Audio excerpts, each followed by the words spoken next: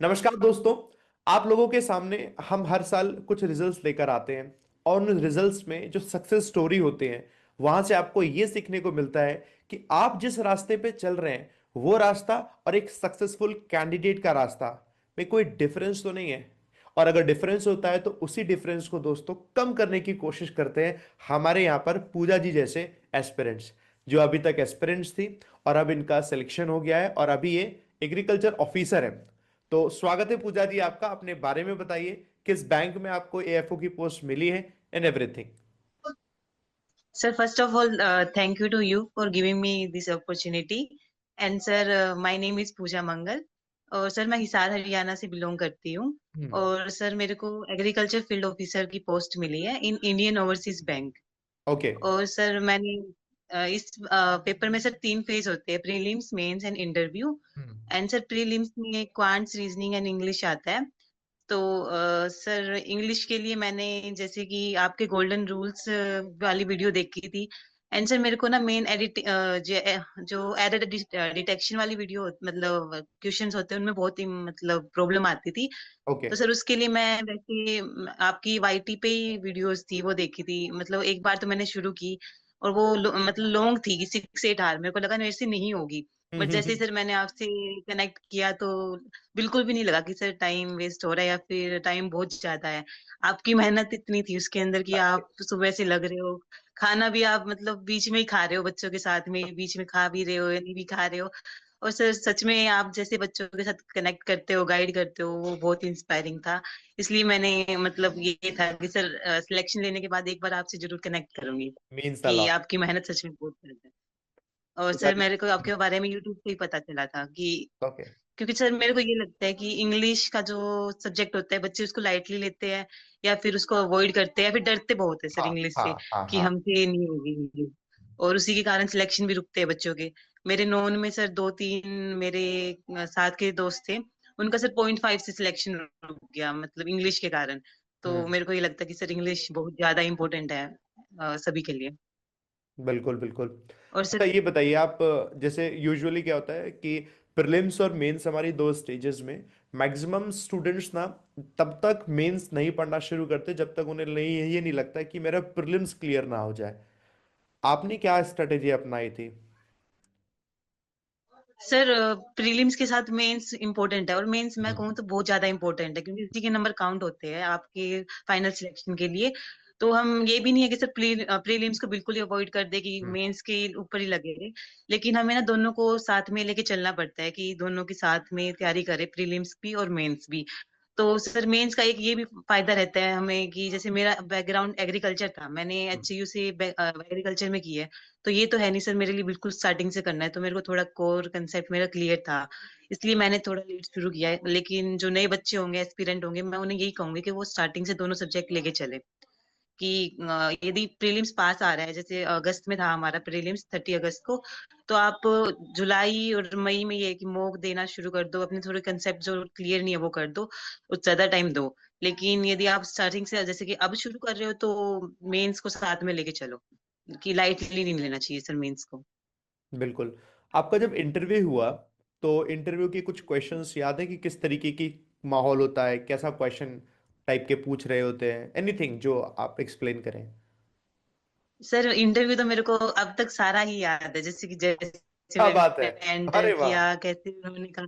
हाँ हाँ, बताइए यस बताइए सर। बताइए, हाँ बस मेरे बिल्कुल। को उनके इंटरव्यू पैनल, सर मेरे को ना इंटरव्यू पैनल वालों के शक्ल याद नहीं है। मतलब 7 मेंबर थे जिसमें से एक फीमेल थी। हम्म। लेकिन जैसे ही मैं वहां गई और सर मैं बैठी ना, तो वो चेयर थी ना, वो चेयर घूमने वाली थी। तो हम्म। मैं बैठते ही वो घूमने लग गई और मैं हम्म। थोड़ा घबरा गई। मैं कहा घूम मतलब इस व्हील वाली होती है वो। हाँ तो सर ने हाँ। कहा कोई ना, आराम से बैठ जाओ।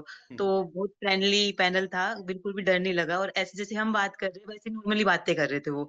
तो उन्होंने जैसे इंट्रोडक्शन पूछा, मैंने इंट्रोडक्शन दिया। और बच्चों को सर ये डर लगता है कि हमें इंग्लिश में जवाब देना चाहिए, कि हम्म। हम इंग्लिश में ही बोले, हमारा ज्यादा इफेक्ट होगा, इफेक्टिव होगा। ऐसा कुछ भी नहीं है सर, क्योंकि वो खुद आपसे हिंदी में बात करते हैं। तो मैं प्रेफर करती हूँ कि यदि वो आपसे इंग्लिश में पूछ रहे हैं तो आप इंग्लिश में दो। वरना वेरी। आप ये भी कह सकते हो कि सर मैं हिंदी में प्रेफर करना चाहती हूँ तो मैं हिंदी में बता सकती हूँ, तो वो बताने देते हैं। हम्म। तो सर और एक सर इंटरव्यू में मान लो कि आप आंसर दे रहे हो उन्होंने पहला क्वेश्चन ऐसा पूछ लिया कि आपको नहीं आता, और हम्म। आप सोच रहे हो कि पहला ही मेरा इंप्रेशन गलत होती है।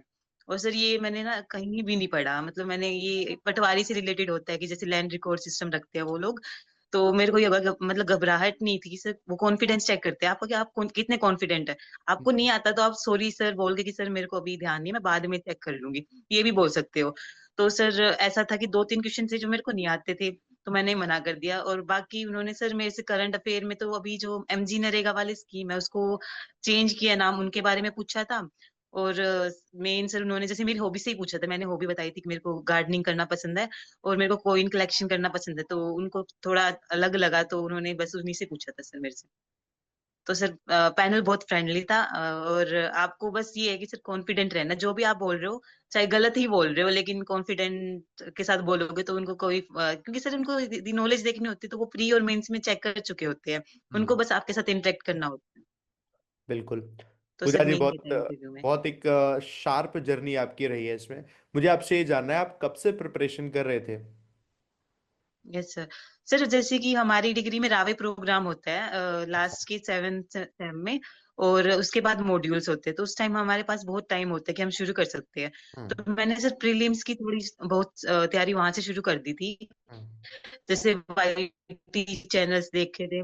और क्योंकि सर आप शुरू में तो आपको देखना पड़ता है कि कहाँ से पढ़ोगी, हर एक हम्म। टीचर पे आप विश्वास नहीं कर सकते कि हाँ हम्म। ये मतलब टीचर सब बढ़िया पढ़ाते हैं, लेकिन आपके अकॉर्डिंग कि आपको हाँ, किसका समझ आ रहा है और बिल्कुल। आप किसके साथ वाइब बना रहे हो, और तो वो देखना पड़ता है सर। उसके लिए मैंने यूट्यूब चैनल देखा था, और सर खुद मैंने सेल्फ स्टडी की है, मैंने कोई कोर्स वगैरह नहीं लिया। तो कई बच्चों को ये रहता है कि हम महंगे महंगे कोर्स ले, ऑफलाइन कोर्सेज ले, तो हम्म। वो जरूरी नहीं है सर। आप वाईटी के बहुत सोर्सेज है, जैसे कि आपकी भी सर मेरे को गोल्डन रूल्स वाली, तो सर मैं सभी को रिकमेंड करती हूँ। मैं अभी भी कह रही हूँ कि यदि किसी बच्चे को एरर डिटेक्शन की गलती मतलब ऐसे लग रहा है कि हाँ मेरे से नहीं होगी सोल्व ये, मैंने भी सर पहले ये सोचा था कि मैं छोड़ देती हूँ, मैं नहीं करूंगी। बट सर बाद में मैंने देखा कि इसका बहुत रोल है एरर डिटेक्शन के अंदर भी। सेंटेंस रीअरेंजमेंट कर रहे हो तो भी आपको थोड़ा बहुत पता हो कि कहाँ कहाँ कनेक्टर हो रहे क्या नहीं। तो सर वो देखनी चाहिए, और आपने जितने जैसे कि इसके ऊपर प्रैक्टिस भी करवा रखी है। और एक सर मेरे को आपका ये लगता है अच्छा कि आप कहते हो नोट्स खुद बनाओ, हम्म। आप पीडीएफ दे देते हो बाद में, लेकिन फिर भी आप ये कहते हो बच्चों की लगा था मेरे 4-5 पेज में बन गए थे नोट्स। और मतलब एक बार मोक देने से पहले मैं उन्हें जरूर पढ़ती थी कि एक बार जरूर पढ़ लेते हैं और फिर बाद में मोक देंगे। वेरी उससे नाइस। बहुत फर्क पड़ा है सर। क्योंकि सर मैंने पीओ का भी दिया था पेपर, प्रीलिम्स का मेरा 1 नंबर से रह गया था, क्योंकि सर वो मेरी तैयारी नहीं थी, मतलब मैंने अभी बस जस्ट ग्रेजुएशन की थी। ग्रेजुएशन के बाद जस्ट अगस्त में पेपर था, मेरी मई जून में ग्रेजुएशन हुई थी सर। ओके। तो सर यस सर। तो फर्स्ट अटेम्प्ट रहा आपका तो ये एसओ का, यस सर। है ना? क्या यस बात। सर। बहुत बढ़िया, बहुत बढ़िया। तो पूजा जी, अच्छा, एक आखिरी सवाल है, फिर हम वाइंड अप करेंगे। अगर आपको अपकमिंग एस्पिरेंट को कुछ गाइडेंस देनी है अपनी तरफ से, अगर आज से वो स्टार्ट कर रहे हैं, तो किन बातों का ध्यान रखें वो, जिससे कि अपनी प्रिपरेशन में वो भटके नहीं और डायरेक्टली सिलेक्शन की तरफ आगे बढ़े?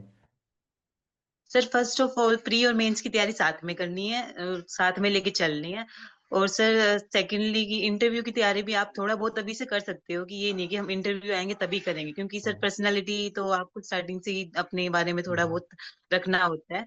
सेकंड सर खुद के हैंडमेड नोट्स होने चाहिए, और हम्म। सोर्सेस कन्फाइंड होने चाहिए सर, कि ये नहीं कि आप 10 जगह से एक बार पढ़ रहे हो, एक जगह से पढ़ो, 2 जगह से पढ़ो, बट उसे 10 बार पढ़ो। कि रिवीजन सबसे मोस्ट है कि आज जो पढ़ा है उसको 2 या 3 दिन बाद दोबारा रिवाइज करो। एंड सर मोक लगाते रहो। ये कि आप यदि प्रीलिम्स की ये है कि हमने बस अभी तैयारी की तो पहले सिलेबस करेंगे फिर हम मोक लगाएंगे, ये कोई मेरे को अच्छा नहीं, मतलब मेरे को नहीं लगता सर ये अच्छी कोई स्ट्रेटेजी है। आपने यदि 50% सिलेबस कर दिया तो आप फुल मोक लगाइए, और यदि एक दो टॉपिक कर रहे हो तो उसकी सब्जेक्ट वाइज और टॉपिक वाइज मोक लगाते रहो। प्रीलिम्स का तो सर यही है कि आप ऐसे कर सकते हो। और मेंस सर की जैसे भी आपकी पहले तो जो कोर्स टॉपिक होते हैं या फिर आपके कोर्स जो फंडामेंटल टॉपिक होते हैं उनको क्लियर करो, और उसके बाद से मोक्स लगा सकते हो, और कहाँ आप लैग कर रहे हो तो उसके अकॉर्डिंग सर। और सर एक गलती ये करते हैं बच्चे सर, जैसे कि स्पेशलिस्ट ऑफिसर के लगते हैं तो उसके ऊपर 5-6 साल लगा देते हैं कि हमें यही लगना है। तो आपको जनरल बैंकिंग का भी साथ में लेके चलना चाहिए, क्योंकि हम्म। आजकल सर प्री का सिलेबस सबका सेम ही हो रखा है, जनरल बैंकिंग का भी और उसका भी, तो कंपटीशन वही है। तो बच्चे सर ये कर सकते हैं कि दोनों साथ में लेके चले, जनरल बैंकिंग भी, और जैसे मैं एग्रीकल्चर से हूँ तो एग्रीकल्चर फील्ड ऑफिसर है तो वो साथ में ले सकते हैं। तो इसलिए सर मेरे हिसाब से ये सही रहेगा। बिल्कुल पूजा जी, बहुत बढ़िया लगा आपसे बात करके। आपकी स्टोरी काफी इंस्पायरिंग है, बहुत बढ़िया। और पहली बार में आपने सिलेक्शन लिया फर्स्ट अटेम्प्ट में, ये बहुत अच्छी बात है। उम्मीद करता हूँ कि इस वीडियो को देखने वाले जितने भी एस्पिरेंट्स अपकमिंग जो आएंगे, वो सभी के सभी लोग पूजा जी की इस वीडियो से और उनकी एडवाइस को सुनेंगे और सुनकर अमल करने के बाद सिलेक्शन लेंगे, और फ्यूचर में एक बार नाम भी लेंगे कि हाँ, पूजा जी की वीडियो के बाद आपने कुछ चीजें सीखी और आपका भी सिलेक्शन हुआ। थैंक यू पूजा जी, साथ बने एक रहने के लिए। सर एक आप, बात और कि हाँ, एक मेंटर को फॉलो करना चाहिए सर, जो भी सब्जेक्ट के लिए ले रहे हो, जैसे कि वो आपको गाइड करता रहता है कि कहाँ कहाँ आपने गलती की है। Sorry sir, sir I am visible. अभी आपकी वीडियो चली गई है। Yes, visible sir now. वो बिजनेस, यस हाँ, सर। कोई नहीं। सर जैसे कि आपका एक मेंटर होना चाहिए आपके साथ, जो आपको टाइम टाइम पे मोटिवेट करता रहे। और सर सीनियर से बात करते रहना चाहिए टाइम टाइम से, जो लगे हुए हैं या आपको, वो भी बहुत मोटिवेट करते हैं। सीनियर का बड़ा रोल होता है बताने का। तो सर यही कि आप सीनियर से कांटेक्ट रखें। और कोई भी मेंटर हो सकता है, जैसे कि वाईटी भी कर सकते हो आप, जैसे मैंने इंग्लिश के लिए आपको फॉलो किया है। तो आप जैसे गाइड करते हो बच्चों की, हाँ इंग्लिश बहुत आसान है, कर सकते हैं। तो वैसे ही सर कि आप मेंटर को फॉलो करें अपने, किसी बिल्कुल, भी मेंटर को फॉलो कर सकते हैं। इजी यस हो सर। जाती है थोड़ी, जर्नी इजी हो जाती है। जो यस गिव अप सर। करने वाला होता है एक एस्पिरेंट, वो गिव अप नहीं करता। फिर वो एक बार जब गिव अप नहीं करेगा वो, यस तो सर। फिर वो आगे बढ़ जाएगा। यस बिल्कुल सर। पूजा जी, बिल्कुल। चलिए, थैंक यू पूजा जी, मेरे साथ बने रहने के लिए। थैंक यू, और आप लाइफ में ऐसे ही आगे बढ़ते जाएं और बहुत सारी उपलब्धियां भी आपको मिलेंगी। All the best. Yes sir. Thank you sir.